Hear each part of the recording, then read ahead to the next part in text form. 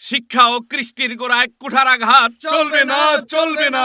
রাষ্ট্রভাষা রাষ্ট্রভাষা বাংলা চাই, বাংলা চাই। রাষ্ট্রভাষা রাষ্ট্রভাষা বাংলা চাই, বাংলা চাই। 30শে ডিসেম্বর তমুদ্দিন মজলিসে অধ্যাপক নুরুল হক ভূঁইয়াকে আহ্বায়ক করে রাষ্ট্রভাষা সংগ্রাম পরিষদ গঠন করা হয়। আজ 30শে ডিসেম্বর 1947 রাষ্ট্রভাষা সংগ্রাম পরিষদ গঠন করলাম। রাষ্ট্রভাষা বাংলা চাই, রাষ্ট্রভাষা বাংলা চাই।